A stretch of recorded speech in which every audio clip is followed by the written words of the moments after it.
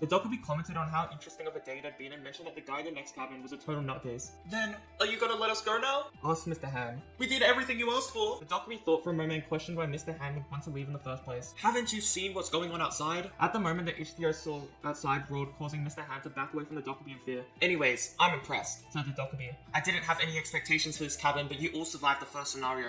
You have proven that even bugs desire to survive. The Dokubi smiled. Of course, every hardship deserves a reward. The reward for the first scenario is that you are now qualified to be sponsored by the constellation. No one knew what he was talking about. No one except for Doksha knew what a constellation or sponsor was. The Dokubi explained. All of you are so terribly weak right now. If you were to just move on to the next scenario in this state, you would be killed by a weak ground rat, let alone a croc. But there are great beings in this world who pity you and wish to sponsor you. Do you understand? Still, no one in the cabin seemed to understand. The Dokubi, still annoyed, snapped his fingers so everyone could see for themselves.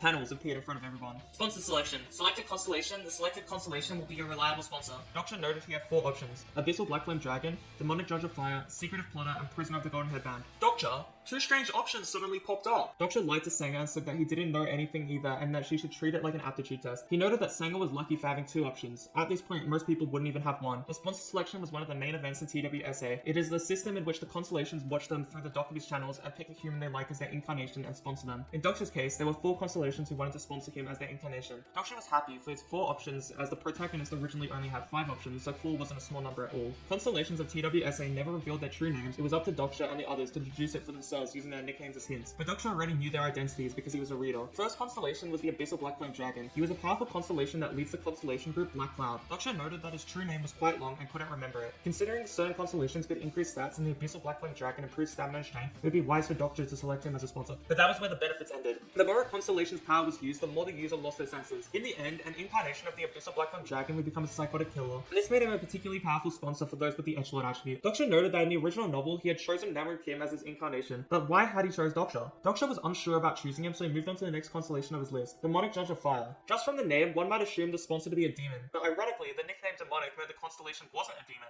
The words fire and judge indicate that this entity makes judgment through fire. That means that she's actually Archangel Uriel. Doksha noted that she wasn't a bad choice, but he would first explore the other options. The third on his list was a constellation Doksha didn't know, Secretive Plotter, a constellation that had never once been mentioned in TWSA. Doksha was certain it was not a powerful being and so decided to move on. Prisoner of the Golden Headband. Doksha couldn't believe that this constellation had already made an offer. Whilst its name may sound negative at first, the proper noun was what was important. Golden Headband was the smallest prison in the world, and the prisoner was none other than the great sage, Heaven's Equal, Sung Wukong. Doksha remembered an excerpt from the novel about a character who had this constellation as their sponsor.